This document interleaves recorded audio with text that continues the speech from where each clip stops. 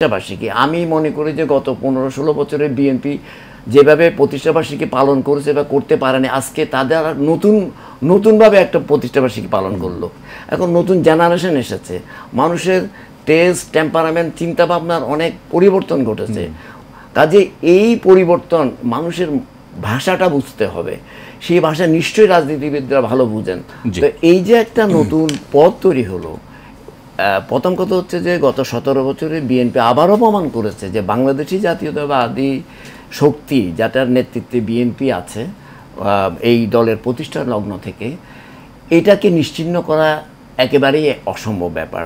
কারণ গত স্বৈরাচারী পতিত সরকার এটা বহুভাবে চেষ্টা করেছে তাদের দেশীয় এবং বিদেশি মানে সহায়তাকারীদেরকে নিয়ে যে কীভাবে এই দলকে নিশ্চিহ্ন করে দেওয়া যাবে, কিন্তু আসলে এটা নিশ্চিহ্ন করা সম্ভব নয়। এই কারণেই যে 1972 সালে, আমি 71-এর পার্টটা একটা পার্ট, 72 থেকে 75-এর 15ই আগস্ট পর্যন্ত যে পার্টটা, যেটার আওয়ামী লীগের নেতৃত্বাধীন যে সরকার ছিল, সেই সময়ে যা চলেছে এবং তারা যে বাঙালি জাতীয়তাবাদের যেই বিস্তার ঘটানোর চেষ্টা করেছিলেন, যে বাঙালি জাতীয়তাবাদকে আমরা মনে করি একজন নাগরিক হিসাবে যেটা একটা ইনক্লুসিভ ন্যাশনালিজম নয়, সেটা এটাকে এক্সক্লুড করার একটা ব্যাপার আছে। সেখানে আপনার বাঙালি জাতীয়তাবাদের নামে আপনি কিছু এটা ভাষাভিত্তিক আপনি একটা জাতীয়বাদের কথা বলছেন, কিন্তু জাতীয়তাবাদও আমরা যদি সারা বিশ্বের বিভিন্ন ইতিহাসগুলি দেখি, জাতীয়তাবাদ এইভাবে নয়। তো কাজেই সেটা 75-এর পরে আমরা দেখি যে শহীদ প্রেসিডেন্ট জিয়াউর রহমান যে বাংলাদেশি জাতীয়তাবাদের যে দর্শন দিয়েছেন, সেটাই এদেশের মানুষ গ্রহণ করেছে। যারা বিএনপি করে না, এরকম বহু মানুষ আছে, তারাও কিন্তু এই আদর্শেই বিশ্বাস করে। কারণ অনেক ধর্মভিত্তিক দল বাংলাদেশে আছে, এর বাইরেও অনেকে আছে, তারাও কিন্তু এই আদর্শেই বিশ্বাস করে। আমি যেটা বলছি যে এটাই হচ্ছে এদেশের মাটি এবং মানুষের জাতীয়তাবাদ।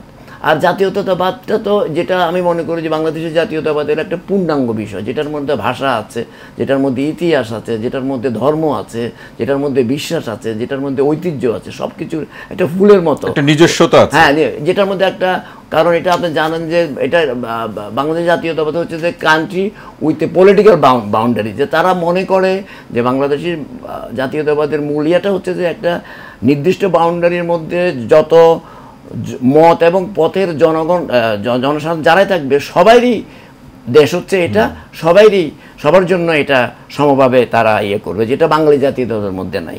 এটা হচ্ছে একটা পার্ট। কাজে এই জাতীয়তাবাদের যেই কনসেপ্টটা, এখানে যে দুইটা জাতীয়তাবাদের কথা হচ্ছে, এটাই আমার মনে হয় বাংলাদেশের বেশিরভাগ মানুষ এটাই গ্রহণ করেছে এবং এটাই গ্রহণ করবে বলে আমার ধারণা। অসংখ্য ধন্যবাদ। জি, শেষ করুন। আরেকটা প্রশ্ন, ওইটা একটু শেষ, সাথে একটা কি জিজ্ঞেস করছি, সাথে যে এই যে সংস্কারের যে বিষয়টিতে কোন বিষয়গুলোতে বেশি নজর দেওয়া উচিত? এখন যেটা হচ্ছে যে এখন যেটা পরিবর্তিত পরিস্থিতি, আজকে বিএনপির প্রতিষ্ঠাবার্ষিকী আমি মনে করি যে গত 15-16 বছরে বিএনপি যেভাবে প্রতিষ্ঠাবার্ষিকী পালন করেছে বা করতে পারেনি, আজকে তাদের নতুনভাবে একটা প্রতিষ্ঠাবার্ষিকী পালন করলো। এবং এই পালনের মধ্যে দিয়ে বিএনপির নেতা, উনি একজন অনেক সিনিয়র নেতা এবং বিএনপির নেতৃবৃন্দ এবং বিএনপির দল নিশ্চয়ই এই যে একটা পরিবর্তিত পরিস্থিতি, এই যে তাদের বাংলাদেশি জাতীয়তাবাদের আদর্শে তাদের যে রাজনীতি, সেই রাজনীতিকে বাংলাদেশের মানুষের, এখন তো প্রেক্ষাপট চেঞ্জ হয়ে গেছে। জিয়াউর রহমান যখন রাজনীতি করতেন সেখান থেকে অনেক পরে, এখন আমরা 2024-এ আছি, এখন নতুন জেনারেশন এসেছে, মানুষের টেস্ট, টেম্পারামেন্ট, চিন্তাভাবনার অনেক পরিবর্তন ঘটেছে। কাজে এই পরিবর্তন মানুষের ভাষাটা বুঝতে হবে, সেই ভাষা নিশ্চয়ই রাজনীতিবিদরা ভালো বুঝেন।